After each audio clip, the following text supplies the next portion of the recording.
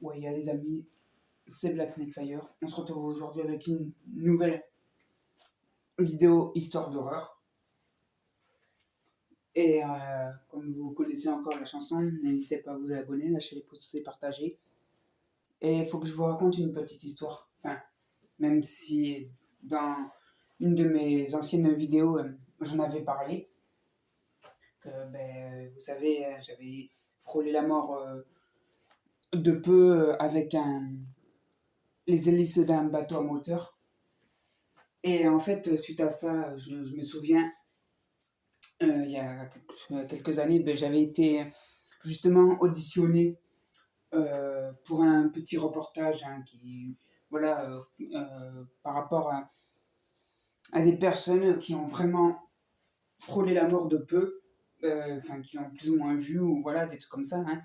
Et c'est vrai que, alors, l'ambiance était un peu euh, étrange parce qu'en fait, je me suis retrouvé dans un sous-marin, dans une base sous-marine à Bordeaux. Donc, ne me demandez pas pourquoi, je sais pas. Peut-être que c'était voilà, pour savoir à quelle profondeur j'étais à peu près, même moi je ne pouvais pas savoir. Donc, et sauf qu'en fait, bon voilà, ça a été une petite entrevue comme ça, journaliste, enfin voilà, deux ou trois, mais c'est pas, ça n'a pas été diffusé à la télé ou quoi, enfin voilà. Du coup, effectivement, je me suis retrouvé, comme je vous l'ai dit, à la base de sous-marine, vraiment dans le sous-marin, dans l'eau, quoi. Je veux dire, voilà. Ah oui, oui, j'étais vraiment au fond de l'eau, quoi, dans le sous-marin, enfin voilà. Donc, du coup, ils m'ont expliqué si un jour, sur ma chaîne, hein, je pouvais parler par rapport à ça, pourquoi pas. Je fais oui, faut que je prenne le temps et tout, enfin voilà. Et en fait, vu que j'étais tout seul, et puis avec deux ou trois journalistes, hein, j'étais tout seul à part eux, on s'est senti un peu, vous savez, un peu comme dans le film K-19, où, enfin, je sais pas si vous voyez, voilà, c'est un peu dans les abysses sous-marines, enfin voilà, vraiment en profondeur, dans le sens, on était vraiment, je sais pas, il y avait une atmosphère hum, mortelle, quoi, maléfique, très, ouais, j'osais pas trop en parler, je sais pas, même moi, je sentais que c'était, il y avait quelque chose de bizarre, d'étrange, je sais pas si c'était surnaturel, mais en tout cas, voilà, ouais, le soir, forcément, hein, parce que je suis resté deux jours dans le sous-marin, forcément. Le soir, le premier soir, en fait, ça s'est passé plus ou moins dans la nuit, alors que les personnes dormaient, quoi. Puis, moi, j'ai entendu un petit bruit. Alors, peut-être que c'était le sous-marin qui était en mode euh, euh, comment on dit, automatique, quoi. Enfin, voilà, qui était, voilà. Puis qui, avec le sonar, les trucs comme ça, qui pouvait détecter sûrement des trucs, voilà. Donc, bon, je me suis pas plus inquiété. Et là, sauf qu'en fait, moi, j'étais dans une petite cabine tout seul, hein, c'est normal. Et je me suis retrouvé derrière la porte de ma cabine, hein, de ma petite cabine, j'étais tranquille. J'entends frapper. Bon, je me dis peut-être que quelqu'un n'arrive pas à dormir et qu'on pouvait parler ou quoi que ce soit. Bon, je vais ouvrir et puis en fait, il n'y avait personne. Et là, je me retrouve dans ma cabine, je ferme la porte et je vois quelqu'un derrière moi. Mais une ombre en fait, vraiment, enfin, une ombre, mais une silhouette toute bleue, toute bleue, d'encre, enfin voilà. C'était vraiment bizarre, quoi. Je veux dire, j'étais surpris, et puis j'avais un peu peur, quoi. Parce que j'ai vu, enfin, est-ce que ce truc allait m'attaquer ou pas? Avec des petits yeux jaunes, vraiment, Ouais, c'était bizarre. Alors, j'ai ouvert la porte de ma cabine et puis je suis parti plus ou moins dans le couloir. Enfin, dans le couloir qui est justement amené au niveau des salles à machines. La salle à machines plutôt. Et ben, en fait, voilà, j'ai essayé de prévenir parce que c'était bizarre à la radio, quoi, au niveau de la CB. Et ben, en fait, j'ai remarqué que la personne qui essayait de me parler, c'était celle qui était dans ma cabine.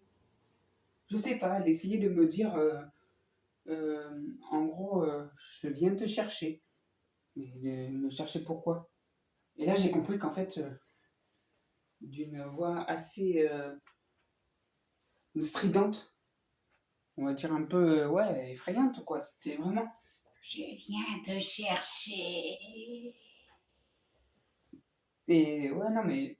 Alors, du coup, je me suis enfermé dans la salle des machines, quoi, jusqu'au lendemain matin. Et là, ben, les journalistes, ils ont essayé de me trouver, donc forcément, j'ai tapé à la porte pour qu'ils essayent de m'ouvrir, donc ils m'ont ouvert et tout. Et finalement, ben, je leur ai expliqué. Et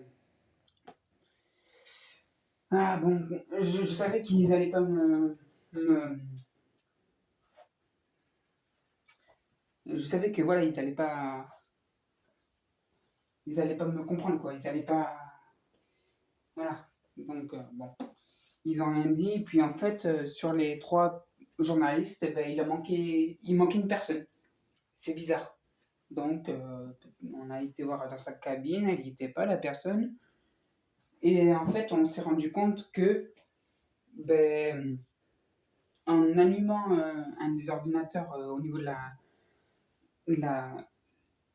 la salle des machines, ben, on s'est rendu compte que la personne avait la figure quoi, enfin, de face au niveau de l'ordi dans la salle des machines. Qu'elle était comme si elle était dans l'ordinateur.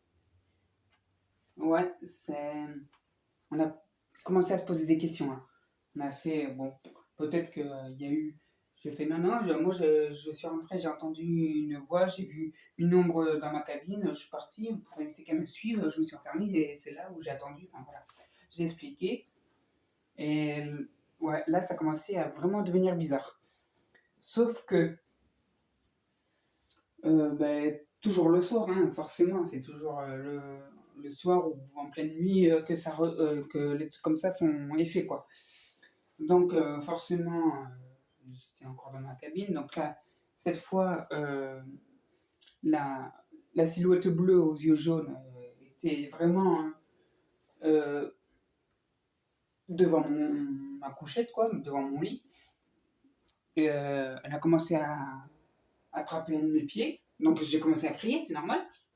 Euh, ben, un des deux journalistes est venu à mon secours. Puis en fait, la personne a vraiment vu la silhouette bleue, enfin voilà, m'attraper le pied. Bon, et elle a essayé de, de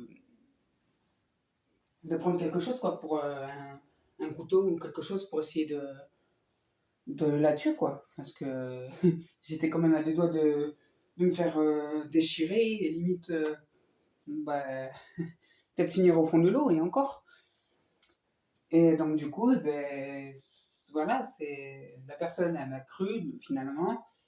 Et sauf que la deuxième personne qui est venue en renfort, voilà, ben, en fait, la créature bleue, on va dire, je sais pas c'était quoi, était derrière la deuxième personne qui est arrivée et lui a malheureusement été derrière elle. Donc forcément, moi j'ai vu, puis les deux autres étaient de dos, donc forcément, celle qui était au côté de la porte, quoi, au seuil de la porte, forcément, elle s'est fait déchirer au niveau de la nuque. Donc, ouais, je pouvais pas faire grand chose. Donc, l'autre, elle s'est retournée, elle a vu la créature bleue. Forcément, ce que j'ai fait, j'ai pris mon courage à deux mains. Non, je rigole. Et je l'ai poussé en arrière, c'est-à-dire j'ai fait comme au rugby. Et franchement, on est parti, pareil, dans la salle des machines. on s'est enfermé histoire que voilà, elle puisse pas nous atteindre. Et on a essayé de contacter la CB, encore une fois de plus. Et là, c'était pareil, la personne qui essayait de nous dire je vais vous avoir. Enfin, comme ça, quoi. C'était vraiment. Voilà. Et sauf qu'en fait, on s'est aperçu qu'elle pouvait passer en dessous de la porte, parce qu'apparemment, elle devait être constituée d'eau. Donc, on a fait quoi?